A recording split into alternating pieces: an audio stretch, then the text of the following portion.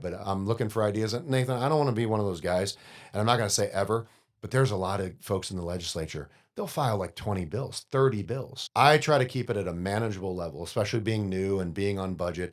I want things that I can roll up my sleeves and attack. And if I can't pass them, we're going to try to get the word out and try to get the ball rolling and try to get momentum.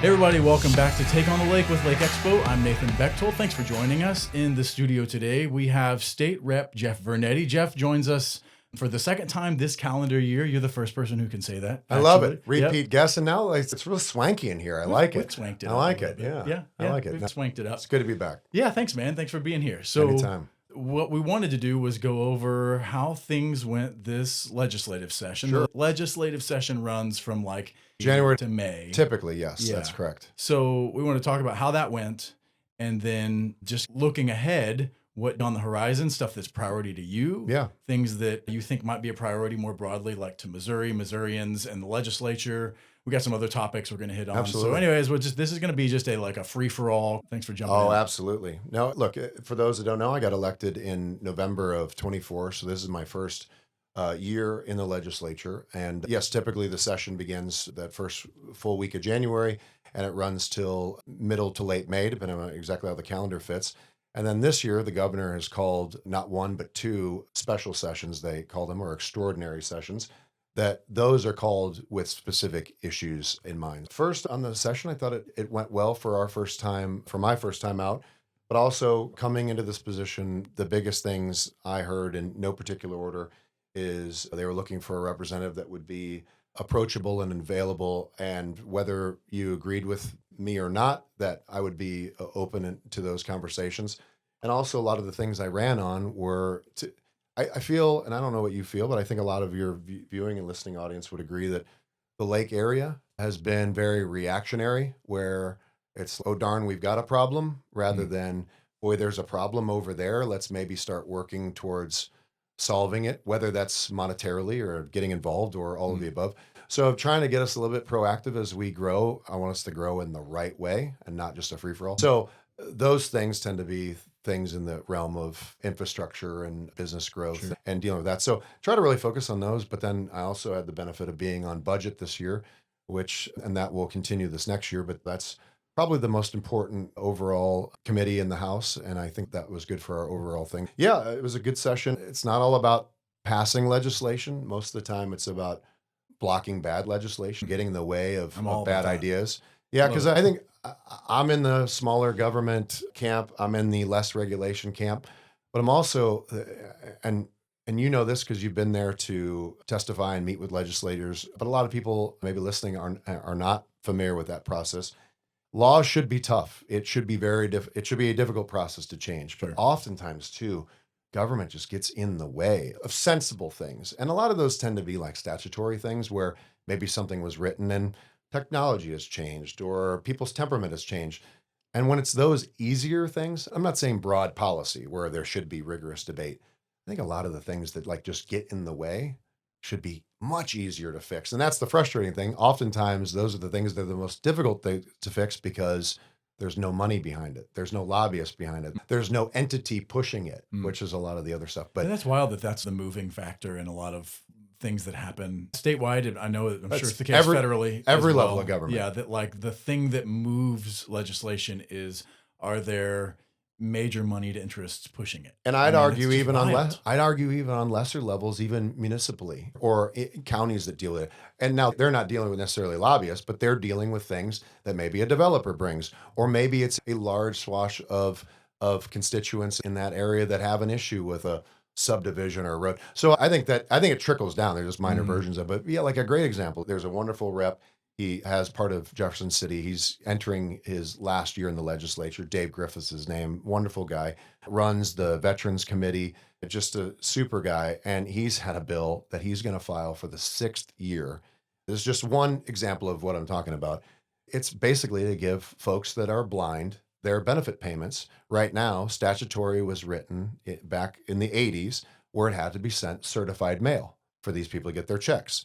Okay, certified mail compared to regular mail, which we know has its own problems, but Costs over $150,000 to the state. So you could eliminate that. But also, it's not very sensible because these folks are visually impaired. They don't know if they missed the mail coming to the house.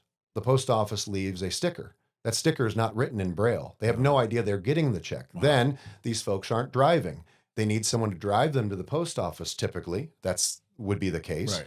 And if you coordinate that and you don't do it in time, the check gets sent back. So they miss the certified. There's a timing thing. Right. All he wants to do is eliminate certified. So why is that so hard?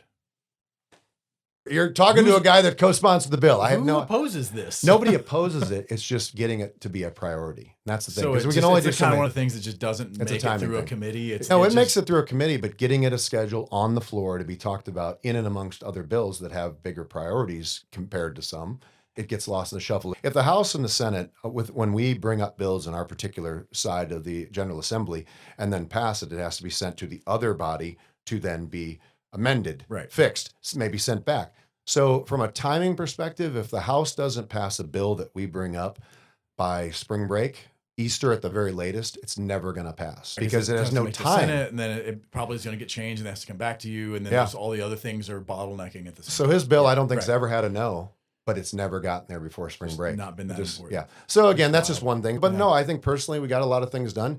I was involved in a big initiative for the Republican Party in the state to overturn Proposition A, which was the paid time leave and the minimum wage. And so we left the minimum wage alone, but eliminated the paid time leave. And that's going to come back on the ballot again. So we can talk about that. But then locally, a big initiative, I think long term, it's not going to be one that's going to be done overnight, but the Lacey Fine Airport that the city of Osage Beach has run for decades is owned by the state. Did a bill finally that's been multiple mayors in a row. It's been around for a while, but I was able to get it done finally this year. That will give the city that ability to work out the deal with the state on the airport. Basically, the bill just the state had to give the permission, DNR or whoever it was, the permission to strike a deal with the city. Correct. Basically, so that actually happened. That happened, and so now they can do it now, and they can move forward. Like you said, that's a long. They're not going to do it right now kind of thing because the sewer system at the airport needs work. And that's going to be a stumbling block. But this is step one in a multiple tiered, probably decade-long step that could potentially give the lake area its own commercial airport. And long-term, I know a lot in the business community, a lot of folks out there hope and feel like this will need to happen. But no, are we going to have a commercial airport tomorrow? No. Are they going to have a deal to buy the airport tomorrow? No. But this sets that up, so I was really happy to be involved with that. That's great. And then we were able to, this one's certainly much more unfortunate, but glad to be able to do it for her and her family. We were able to memorialize the Grand Glazed Bridge in the name of Officer Felicia Carson. Right. That actually, depending on when people are watching this, the signs may or may not be up. MoDOT just puts them up at some point in this fourth quarter. But we will, and I'm sure you guys will help us publicize it, have a dedication ceremony that we hope to get good attendance at, and just to honor her and her family. It was something I was pleased to do.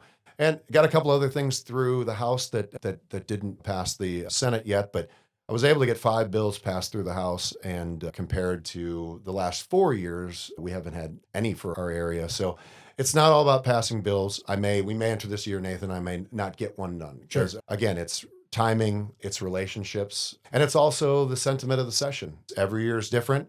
We're now entering one that will start in January that will have an election cycle to it. So priorities shift a little bit. Exactly. That has implications. And 2, I'm new, so still working it out. But it's really about building not just the relationships in the House, but building relationships on the Senate side. You've got to use lobbyists, but keep them at arm's width, realizing that they're there. Those men and women, they're there to do a job, to advocate for their client. Yep. But you've just got to be able to take the goods and the bads, take their information. And I think the good lobbyists are the ones that you can ask a question of, that maybe they're advocating for whatever their client or product or thing is. But I ask every single one of them, what's the opposition say? And if they don't give me an honest, truthful answer, because usually we'll hear the opposition and they give me a salesman's version, or they shoot down by selling against the opponent in a way, I don't even listen to them, because that's just the person that's just wants my vote and doesn't care. So yeah, but that's a balancing act. And that's, luckily I had a sales background. I knew that going in. Yeah, that's helpful. Yeah. What would you say in this first, because this was your first session and your first foray into politics at all? Yeah. First elected office. You've done sports radio and you've done sports facility management and all these different kinds of things, but none of those really even touched politics really. But I'm wondering about, because you obviously are representing not the whole lake area, but a portion of the lake area. It's Camden County. I've got about 37,000 people, but still, anything around the lake I would help with. You and I spoke when you were thinking about running, and one of the things you were asking is what I thought were issues that mattered to the lake area. And I actually don't even remember what my answer was, but we talked for quite a while about that. And so what I'm wondering is, after your first session, after basically a year of representing, again, a portion of the lake, what would you say that maybe you've changed on, or maybe a different way of asking that is something that you've learned or think, wow, maybe this is something that I didn't see was as important, but this is a long haul thing that we need to work on. Yeah, absolutely. I don't actually have something in mind, but have you learned or grown in some of that? It's a good question. I think one area that I'm very interested in that I'm surprised actually is pretty unified. Not that I thought they would be against each other, but yeah, I represent Camden County. And even though the Osage's high school, for instance, is in Miller County, I got about 75% of those families. And even though Max Creek School is in Jeff Knight's district, because he's got the other very small portion of Camden County, I got about 50% of the Max Creek kids. So I consider Osage and Climax Springs, Max Creek and Camdenton, all schools I represent because I've got their people. And then I also, because we have such a large but also engaged homeschool family, I consider them almost like a fifth district. Not that they all vote the same, not that they all live the same, not that they all hang out the same and have one big meeting, but their opinions have 3 to 5 folks that I talk to and get their opinions on. Mm-hmm. I was really surprised that my goal this year, because my wife's a public school teacher, so I sleep next to a public school teacher for 25 years. I have my views on education. We lived in St. Louis. I lived in a large district, Rockwood School District, for a long time. My mom worked there. I went there. So I had that version. They're top 3 in money and size. So like I saw a mega one. I've seen all the way down to the smallest of the small. When we were building, I moved here to build Ballparks National. I sold athletic equipment. So I've been into Tuscumbia and Crocker and a lot of smaller schools and a lot of great engaged schools, all the way up to Camdenton's a big school. Yeah. Osage is a big district for its population. So anyway, I thought that maybe those 4 districts, and even really the homeschool group to count a fifth, would be really like not against each other, but like differing opinions. And I'll tell you, their reasons for getting to a decision were oftentimes different. But boy, our educational base here is pretty in lockstep on everything that we had this last year. Like open enrollment's a great example. Oh yeah. People here don't want it. And that's just all 4 school boards and the homeschool families were huge no's in that. It's a big Republican initiative that they will continue to push. Unfortunately, education has become big business. It's a broken system in many regards. And I think school choice is a term that everybody uses and embraces. Right. I think you should be able to raise your kids and do what you want. I think that I should be able to do the same. I think what School of the Osage does could be and should be completely different than Camdenton if they choose. So I think I'm for that as a term, but that term has been taken, monopolized, twisted. Yep. It means a lot of things now. It means so many different things. It means so many different things. No, I followed that. You know that. And you get it. I've been connected with that on some level and recognized that terms sound one way, but don't always mean the thing that it sounds like they mean. And then even within groups that sort of advocate for an idea or a concept, it's actually, they disagree on what that thing even would do, or what the results of that thing would be. Yeah, that's a challenge. So but you're saying you feel like there's been a lot of continuity locally on that. I do. And what I've tried to do is I go right to the 4 superintendents who then take it to their elected school boards. So then I feel like anything that we do at the legislature that we vote on, if I end up disagreeing, which I actually was pretty in lockstep with everything that we did this last year, I want the information to know why my groups and their elected officials who represent all those families feel the way they do. It helps justify any vote that I have. But no, it's such an important topic. I'm not an expert on it. I have 2 kids that went through public school. I went through it, and I have a public school teacher as a wife. However, our opinions are focused on the things that we know and touch. Right, sure. So I want to be able to reach out to everybody. And I've been really happy. And I think that's been well received by those superintendents and stuff. And that. And I think on the other side too, infrastructure has been a big thing for me. And I think the area, I think we're too reactionary. why 54 and 5 wasn't fixed a long time ago. I Yeah. have no idea. So I'm really grinding on that. However, I would say on the flip side, where I think educationally, maybe right now they're in line on issues, I think the whole lake area and every town and municipality that I represent has a different view of what we should be doing as a community, or really what the state's role should be in our growth. Some people think that we've grown too much, want to keep it small, which I don't think is a reality. I'd rather be safe as we grow and do it in stages. There's others that think that the community could be a lot bigger. Working on all those things. And as you'd imagine, with your social media impact, you see it. That's a topic that gets a lot of attention. Oh yeah. So housing is all wrapped up into that housing too. And then I'm trickles down to the schools. Yeah, the everything. Schools, infrastructure is like a piece of that, and some of those things are state related issues, but some of them are also more things that local communities and governments have to figure out 100%. too. So there's all this overlap and stuff. I don't know. I go back and forth on that particular issue because I see that I would love for the lake to have a more robust and well-rounded economy for my own children. I would like for my children to want to stick around here. I like it here. I agree.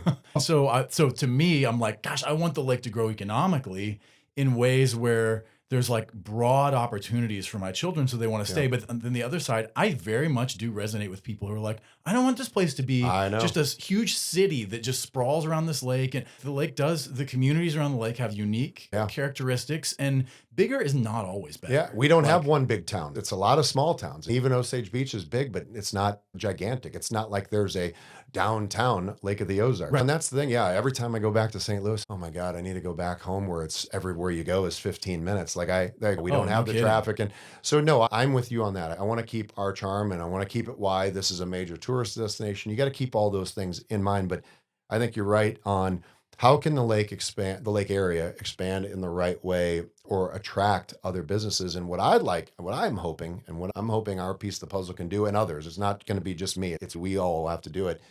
Is look at the things like Eldon has done and working with Quaker Windows. You don't go 6 months without reading that they're expanding and hiring. I wish and hope that we can continue to expand our non-water industry and businesses, continue maybe to support agriculture and industry. That's why I'm such a believer too in these kids that end up going to technical colleges, 2-year colleges, and then bring that workforce back here. But I'd love to see our industry, and look, the water and anything related to it will always have these fun and exciting projects and things that will get the attention. I'd like Camden County to find its own version of a Quaker Windows manufacturing or something that could sustain that. Net producers in a lot of ways. Yeah. I think about that again, on the community, state, and even national level. I was listening to a podcast recently that was talking about that the U.S. on net is in the red in terms of what it produces. In other words, we bring in more stuff that's produced outside the U.S. than we export things that we actually produce. And that doesn't sound like something you can relate to on a national scale, but when you think about that in a community, all of a sudden you go, yeah, you could see how that's a net export of wealth, basically, like whenever you're not producing valuable things. So I've been thinking about that a lot, and about how that pertains to communities and states, but local communities. And yeah, I agree with you. I think finding ways to encourage, and I think it's going to have to be creative probably, on how you have production happening here. Industrials, like Quaker is great, but agriculturally or like various other I'm just things picking one that you hear that makes the news. But but then you're right. The things that then support those things are increased affordable housing. Back to my infrastructure line. Another thing that is constant in the needs here, because we don't have public transportation. It's not like we've got readily available bus routes for people. The other thing too that then trickles down as you grow is the need and the availability of affordable childcare for folks that single parents or folks that both parents are working. You need to find those out. Yeah, I think that all those things are tied together, but it's exciting. And that's been, Nathan, the fun part of the job is rolling up the sleeves and getting involved with that, bringing my little piece of my expertise from different industries that I've been involved with, and then learning from developers and teachers and business owners and all of those things in between to try to make this community what I hope ultimately we're all hoping to do is the best in the state. The distraction of this job are the things that sometimes make the news. Like we've been back for 2 special sessions. We're drawn back to vote on the stadium bill, which I voted no on. It's nothing against the Chiefs and the Royals, but working and living in St. Louis. I actually covered it. I lived through, I know where all the bodies are buried with the Rams move. I know how despicable that was, but I also know the impact to the city that I'm from. It's a crying shame losing that team. So I would hate for the Chiefs to, but see, I think it's a little bit different because they're not moving to LA. They'd move to the Kansas side of the border. They'd still be the Kansas City Chiefs. They'd still be our team. But the impact on Missouri's economics, I will agree with all those things. It would be bad to lose them from a tax perspective. Explain to me voting no on that, because actually for folks that don't know even the bill, a no vote means... Yeah, a no vote means that we're not going to subsidize funding of the stadium. Okay. Basically, Right. basically the bill's proposal is that the state we'd bond out what they've made relatively brought into the state from a tax revenue perspective over the last 20 years. Bond that into a number. It's going to be probably somewhere in the $300 to $400 million range. Then the Chiefs and the Royals, if they would use it, could use it to then build their new stadium, or in the Chiefs' case, a massive $1 billion expansion to Arrowhead. So the Chiefs are still putting up a bunch of their own money, but they're using a big chunk of state money. What you lose if that ends up happening, because the bill did pass, what you lose, what's not counted in that is people go to Arrowhead and stay at the hotels, eat at the restaurants, go to our gas stations. All that money is tax revenue for the state. So that's all the things that we collect that would go to Kansas and Kansas hotels. So I saw all that part of it. Yeah. But the bill got muddied for me too, because they put a property tax component in there because property tax will be something that we'll continue to talk about. There's a lot of counties that really need that relief. And there were 9 counties that were left out of that mix so counties were either given a freeze on their 24 rate, they were given a mandate to only raise by 5%, or they were left alone. And we were in the left alone category. And Camden County. Okay. I'm sorry, you've got other listeners, but Miller was left out, Morgan was left out, Laclede was left out. Right. So if you're in the Lake area, you were left out. So then ultimately I was like, okay, we're going to subsidize a stadium for billionaires, and then we're not going to get any help. I just ultimately was a no. It passed and then passed the Senate.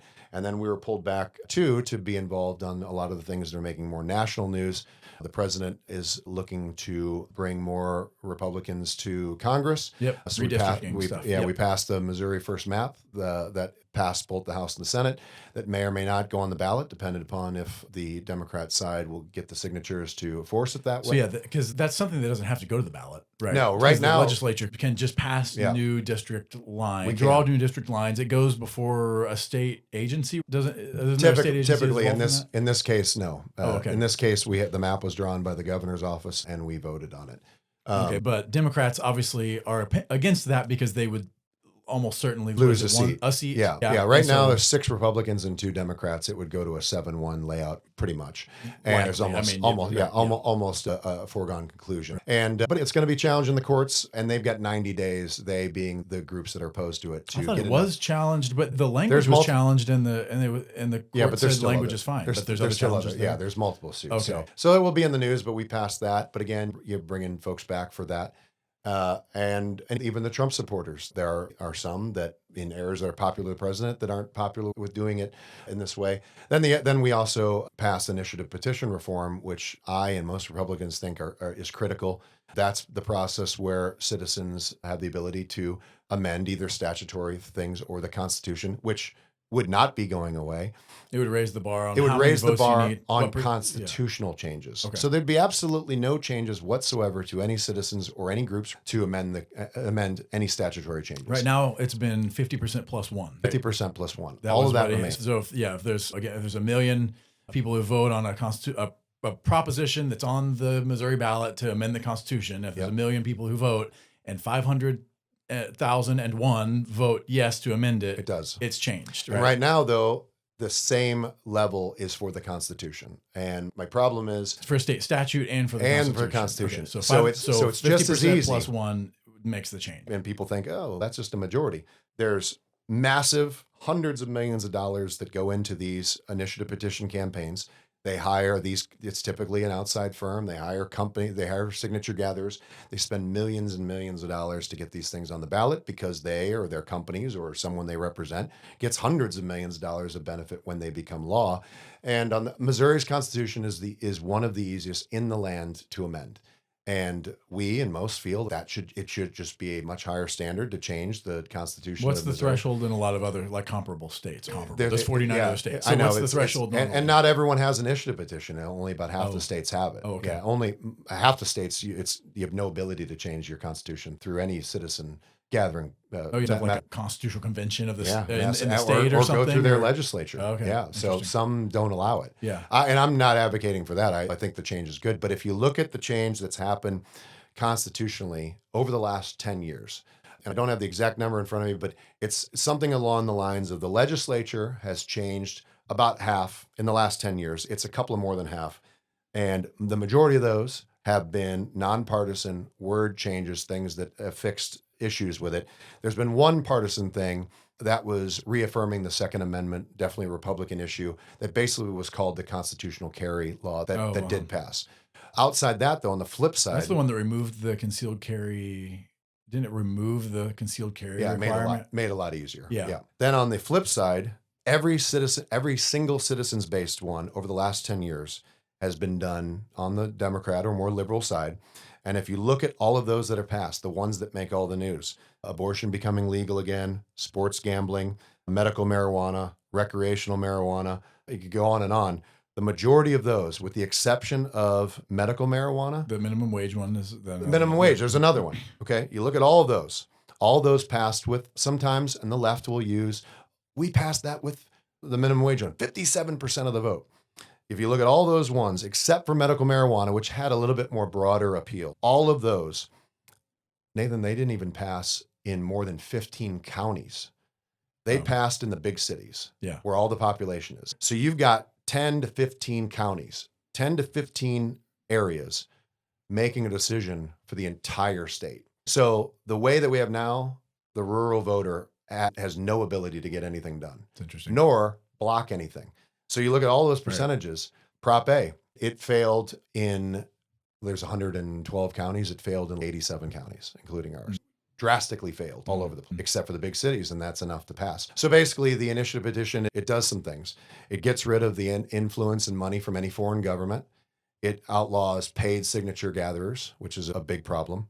And also, though, it makes the Constitution much more difficult to change. It's a majority of every congressional district. So you need 50 plus one voters in all 8 districts. Oh, interesting. So it's not a clean majority of the state. It's a majority of every district. Okay, wait. Spell that out one more time because I got lost in those changes. So a majority of every congressional district has to pass it. Exactly. You can't have paid signature gatherers, which is like I think that has become a very normal thing for all that would be gone. You have to go back to what it's meant to. You have to go get volunteers. Yeah. And then what were the other ones? Foreign government. They pump a lot of money into these races. How do you enforce that? Because you can track where the money is going to their PACs. Yeah, Okay. and it'll become much more strict. So no foreign government. So anyone that gets an initiative petition they'll have to show their mony trail of how they're funded. Okay. And then what was the other one? Majority of all the congressional congressional But districts. I thought something was changing to 60%. No. Okay, so it's No, still is and just that's the 50% thing. plus one, but it's in all the congressional Yeah, it's districts. 50% plus one in all 8 districts. So yes, one district could and that's why I don't think there won't be a big Republican issue because a Democrat district can kill it. On the flip side, there won't be a big liberal issue that rural Missouri has to eat because one or more Even with districts. the redistricting, looks like it's probably going to happen. So There still would technically be one solidly blue district in Missouri. So the argument, though, is that we, all Missourians, no matter how you vote, if you're independent, et cetera, we're only changing the Constitution when it's something that really makes sense for Missourians, not what some interest group or third-party group gets. Like the name of this one, I always get it mixed up. I think it's the 1630 Fund. But yeah, the Prop A, which is one that was really interesting to us, the minimum wage paid time leave. 1630 Fund was a group that mostly funded it. They put over $4 million into the initiative. They spent $3.6 million. And that fund is almost entirely funded by a Swiss billionaire. Wow. Why is a Swiss billionaire getting involved in Missouri? Yeah, why does he care about Missouri? In Missouri's businesses and workforce. Why? Yeah. There's some motive there, and that is the problem. So that same group is refiling Proposition A or whatever it's going to be called on this year's ballot in 26, this next election's ballot. And they are going to try to make it a constitutional change, meaning it will be much more difficult to get changed down the road if we can't fight it now. And the big issue is it will reinstate everything that was on the last ballot. Minimum wage will have an increase based upon cost of living. And that cost of living, that CPI number, is a federal number, which tends to be 1% to 2% higher than Missouri's. Back up though, because what Prop A passed in 2024, and it increased the minimum wage and then set to 15, and then set like did it follow the CPI? It had a CPI escalator. Yeah, and then it also required some paid time leave. Then this year, the legislature overturned some of that. We removed paid time leave and then the CPI from the minimum wage. So we left minimum wage. Left minimum wage at 15. It will be but 15. There's no like mandatory following the consumer price index increase in future years. And then what you're saying is this group wants to come back and put it on the ballot again, but not because that. And this is, I think, confusing for some people. Yeah, because you can, through an initiative petition, you can change two things. You can change the law, which is like state statute. Yeah. And then you can change the Constitution. Yeah. And sometimes I actually think that those things are, while they are distinct things, it seems like they're treated sometimes the same in certain ways. But the point is, this time they changed the law. Yeah. Next time they're trying to, they would want it to be in the Constitution. Yeah. So any change. statutory issue and things that we can pass, the legislature, can be changed by the legislature. So that's the big difference. Yeah, so with just the legislature moving a bill across the finish line of the governor signing it, then you could, the legislature could change that. Much like Republicans have done with getting Amendment 3, which made abortion legal in Missouri, we were able to get it back on the 26th ballot, which will also be called Amendment 3, to try to get that reversed and taken back off. But because it was a council change, the citizens have to vote. So the only thing the legislature can do is get something on the ballot when it's constitutional. When it's statute, the legislature can change the statute, which we did. Got it. So now this group's putting it back on to try to make it constitutional. So we'll vote on, the citizens of Missouri will vote on it. And if we don't like it, we're going to have to get it back onto a vote. But it'll add the CPI back in. It'll add the paid time leave, which we saw in those 4 months was a disaster from so many different levels. But here's the thing that they have added to it, which I think is so drastic and is going to cause a massive problem in Missouri with businesses. Probably not right here at home and probably not with every single rural voter.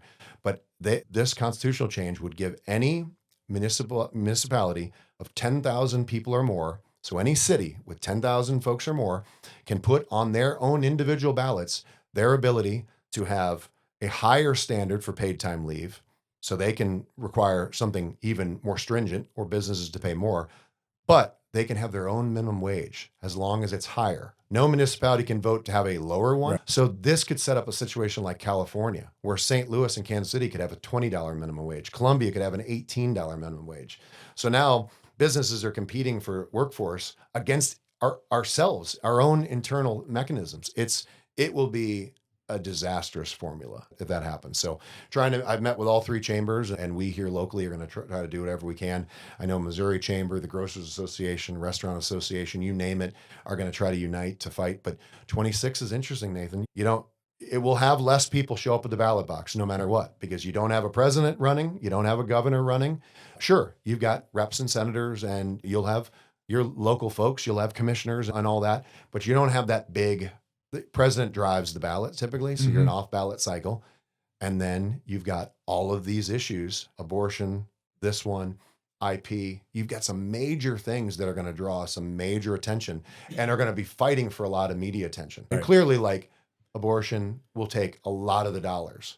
So things like this they were spent $4 million on it the last time, how many millions is it going to get this year? And more in particular, how much is the opposition going to be able to raise? So it's going to be, we're going to real citizen-led. Midterms are always very interesting anyways, in terms of what compels people to show up and care. Absolutely. So it'll be very issue-based. Very much so. Now, this redistricting, what's the determining factor of when that's like officially official? And then that would be in effect. Yeah, in 2026 the next anyways. election. It was 90 days from ratification, so whatever that is. So that it'll be before the holidays. We'll know if they got it. And there are any outstanding legal challenges? There are, but I'm not following. I know that one or two are going to go to the Missouri Did I read Supreme Court. something, or do you post something about? Was it that Democrats are trying to get a petition?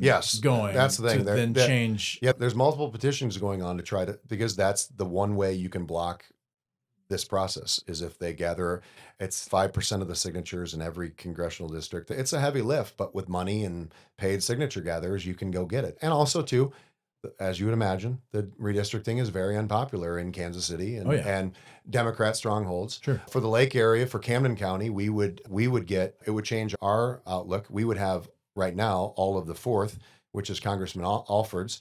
Right now, Bob Onder comes down from St. Charles and loops down to the lake. He would only have back much more in that St. Charles area. Okay. And then Miller County and Morgan County are cut into the new 5th districts. So you'd be involved, those that live in that area would be involved in the selection of a new congressman. Oh, Or see what happens with Congressman Cleaver that's running again. So a lot of that is, Okay. would all be in 26. But Okay. yeah, I think that we'll know by Christmas time if we're voting on that too. Yeah. Yeah. So Interesting. it's been a lot. You've got some. I'm trying to do as much constituent work as I can. Tons of DNR issues and dealing with MoDOT, and also just trying to. I think that we've done a lot. My office we had the first ever Camden County Day. If you're not a subscriber to our newsletter, please do. I think our constituent services are top notch and really working to do that. So I've been trying to do that. But then when you're pulled back for some of these things, it takes a little bit away. But I'm here till January, and then we're back in session. And right now we're working on, we can start sending bill ideas to research in October and November, and those folks help us write it in a legalese form. But legislation can be pre-filed December 1st. So any teasers as we start to wrap up on what you may be pre-filing or things that you're like, Absolutely. man, I really want to see this happen? No, I'm working on a couple of things, and a few in the hopper. But most of these, which is exciting about, are led from things right from the district. Specific things. One I'm going to refile though. Senior issues are really important to me, and it passed the House last year and it died at the last couple of days in the Senate, and we're going to try to get it across the finish line. Mike McGurl, another rep, and I carried a senior pension bill. I'm going to refile that, which basically gives seniors the right to keep much more of their private pensions. Right now, Missouri taxes seniors a pretty hefty amount. Oh, And it would take the current levels and double them. And then I hope what that will do is get us closer to eliminating tax on private pension, which is like what Iowa and a number of 22 other You said states take do. the current levels and double them. What do you Yeah, mean? like right now you're taxed if you bring in if you have a certain level of income from those. Oh, from double those the sources. income threshold. Yeah, the threshold. Okay, So that way you're okay, taxed right. for much less of your money. Yeah. Because that happened this year, or was it last year? Couple years for on public pensions. Public, yeah, which was great. So Yeah. let's now move towards the private Right. sector. So that one for sure, it's a big thing. I don't know if you guys have covered it, but I know a lot of the businesses in our area have been hit with this. There's a couple of firms actually that are predatory law firms that are looking for your website to not be ADA. Oh, dude, we've published Yeah, about this, okay. and it has hit the lake. There are businesses that we've talked to and even done stories naming specific businesses that have gotten hit by. Yes, I know I'm of six. finishing your sentence. No, sorry, I know of but six. yes. No, I know of six. Yeah, they I'm got filing because they pay a visually impaired guy Yeah. to surf websites or something like that and find one that doesn't have the ADA official compliance, whatever. Yeah. And then they send him a letter threatening him, and and they have to settle for big amounts. yeah, and they settle, and it is so terrible. I'm filing a predatory lawsuit. Good. Bill. Yeah, and Kansas had a similar one. And basically, what it does, Nathan, is it makes you have compliant website, but it gives businesses the time instead of just being sued and having to settle. Let's do the right thing. Let's be compliant. But at the same token, let's not be vultures and just looking for money. Because what this firm's doing in particular is they're threatening to sue you for an amount that businesses don't have. Yep. And they're settling for $5,000 or $6,000 or 10. And then some, luckily, Yeah, what a great living like in if this, you can get it, right? Oh, I mean, yeah. my gosh, just You- send threatening letters and people send you and make checks. $5,000 a Great, pop. cool. And Yeah. then they sign and then NDA. send the blind guy a little Yeah. $50. Then they or sign whatever it is. NDAs so that's Yep. not out there as Mhm. much. Well, how it's getting out there is the ones that have the money that are fighting it. But I know of one, I'm not going to say the name, but they've spent almost $10,000 in legal fees. But they're like, this isn't right. Yeah. So I'm going to file that, Good. which I think is going to get some Great. real attention. And one more quick one. I got 3 or 4 in the works, but one more quick one that I think is important. And 2, it affects a lot of rural communities, especially ours. It's a big strain on county and sheriff budgets.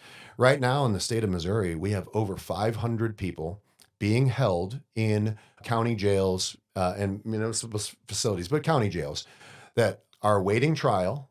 They have been deemed unfit for trial for a mental capacity. There's not the beds in Missouri to get these people a bed, and they're being forced to stay in our jails for Camden County has someone 9 months now. Sometimes that's even larger than the sentence. But it's not just that.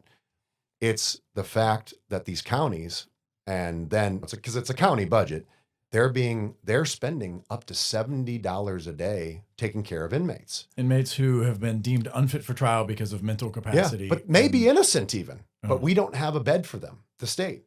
So I'm going to file legislation to try to get these counties some money back.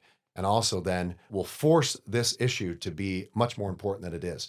Our jails and our county holding facilities should not just be spillover mental health beds. Let's get people the help that they need, but also is a massive drain on a lot of these smaller than ours even, county budgets where they're holding inmates that they don't have the money to do. So things like that. I'm looking at issues like that, but that was brought directly from local groups. Yeah, I'm trying, and I've still got time. If anybody in the audience wants to reach out, my website or my email is right on the House page, jeff.vernetti@house.mo.gov, and just please though contact me. They probably send you a Facebook message too. Facebook, anything, because I'm readily available. Yeah. And if we can't do the idea, if there's something else, I'll at least communicate why. But I'm looking for ideas. And Nathan, I don't want to be one of those guys, and I'm not going to say ever, but there's a lot of folks in the legislature. They'll file like 20 bills, 30 bills. I try to keep it at a manageable level, especially being new and being on budget. I want things that I can roll up my sleeves and attack. And if I can't pass them, we're going to try to get the word out and try to get the ball rolling and try to get momentum. I think you've done a good job of being very open in communication with people overall. And I think folks appreciate that. Even if they disagree at some point on things, I think it's a win for you to just stay accessible. And so appreciate that. I know. I appreciate you. And two, we might not agree on 10 out of 10. But there might be 2 that we disagree. Well, let's talk about it. We're not going to fight about it or just call each other names. And also convince me, or I'll convince you. You know what I mean? I think that's what it's supposed to be. Yeah. And on the big ones, that whoever's your elected representative in whatever area is not an expert in anything. And any of those reps or senators that act like they are is probably not someone that should be in office. We are supposed to be accessible. I'm supposed to be there for approximately 37,000 people in my district. And that's Democrats and independents, people that have never voted, or people that vote in every single election known to man, and all in between. New voters too. I have a lot of 18-year-olds. Although the legislature didn't do themselves a lot of favors getting a lot of those seniors in high school that are graduating with this cell phone ban. Although it's working great in schools, we're losing most. We're losing most of our 18-year-old voters. But I'm just kidding. But I appreciate it and happy to talk to anybody about any idea. Thanks for coming on the show, man. That's great. Appreciate your time. I love the new digs. Always. Thanks. Working on it still. You just never know. Next time you come back, it may be different again. Who can say? Thank everybody. Thanks y'all for tuning in to Take on the Lake. If you would subscribe to the show, whether you're watching on YouTube or on social media, or whether you're listening on one of the mini podcast apps, if you would subscribe, that'll help you get updates on whenever I have a new episode. I try to do weekly episodes and have cool, interesting topics. If you ever have an idea for a topic, send me a message on Facebook, probably is the smartest way. But share this episode and others with your friends. Help us grow the show. For now, thanks so much for tuning in to Take on the Lake. Stay anchored, stay curious. We'll see you soon.